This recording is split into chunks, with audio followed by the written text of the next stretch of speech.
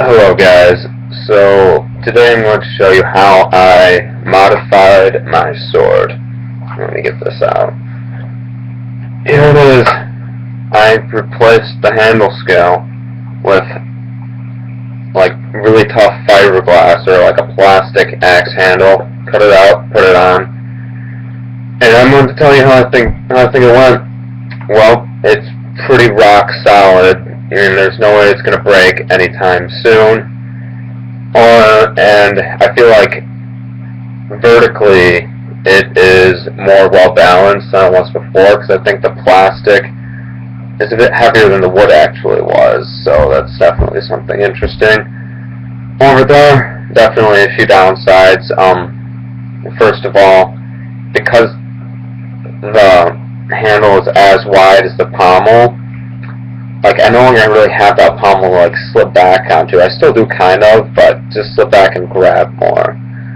Although the handle being wider does make it feel a lot better. My long German fingers that like to grasp onto things like roots, but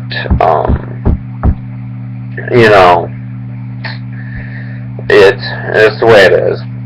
However, oh and yeah, so because it's not wood, it transfers shock better. I'm pretty sure if someone broke into my house with like a taser, I could run this straight up the taser and stab them and shock them at the same time and not be shocked myself. As far as the yellow color goes, I've heard a number of people tell me they like it better. I was thinking about wrapping it in black electric tape. However, there's one thing that definitely kind of bothers me about this, and it's the fact that we didn't have the best tools when I did this, and so what ended up happening was it ended up becoming more lenient towards this side. Now, you probably can't tell in this video because it's only slightly from up close, but if you stare at it like down the handle, down to the tip, you can definitely see a difference, because the hole drilled through this is at like a slant, sort of. It's like going down in like that angle, and so it the blade isn't perfectly straightforward. And the main reason that bugs me is because it's a European longsword. It's supposed to be perfectly symmetrical in every way. Not only is it supposed to be well balanced vertically, which it is now, it's pretty well balanced vertically, but horizontally as well. Sorry, I've gotten sick today, so my throat is kind of going out on me. But I do not know if it will affect the way it cuts. I haven't gotten really a chance to test it yet, but my guess is that this side will not be able to like cut and slice better, whereas this side, because that's where the bias is leaning against, probably will not be able to slice better, and then this side will be better at chopping, this side better at slicing. And again, like the thing with like a European longsword is you're not supposed to worry about which side you chop with. So that's really the main thing about this that bothers me. But I think I began to realize that this handle right here, I still have the old handle, is I don't think it was really breaking. I think the problem is just that the pommel wasn't screwed on tight enough, and I need to screw it on tighter.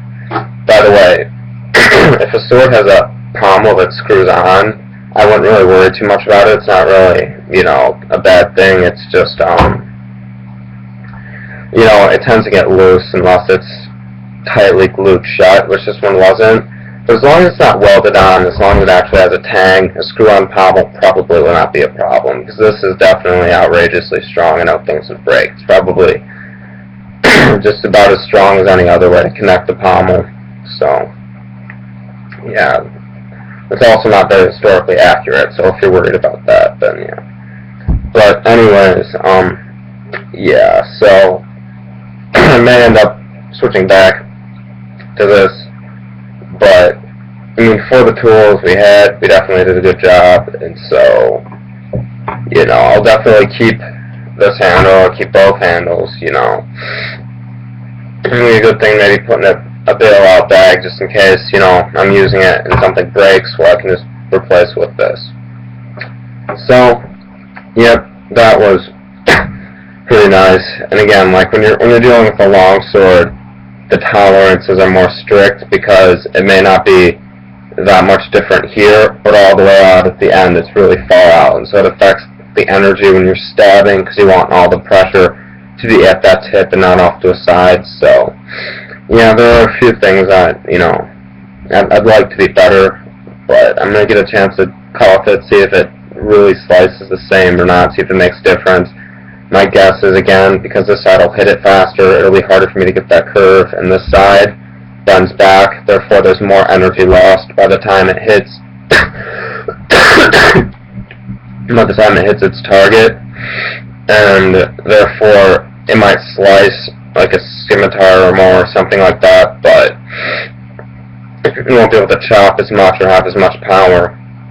Because there are knives designed for something like that, like a kukri is designed with its bias for chopping, and a scimitar or a saber is designed with a curve for slicing, but a European longsword is meant to be that way. It's meant to be, you know, perfectly symmetrical. You don't need to worry which side you hit it with.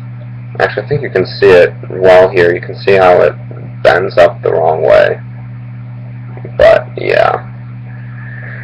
So that's all for now. I'll give you an update later once I've had a chance to test this. Obviously, you know, it's pretty cold outside and I'm sick. When I feel better, I'll probably fill some water bottles up with warm water and go out and chop. You know, for now, all feeders in.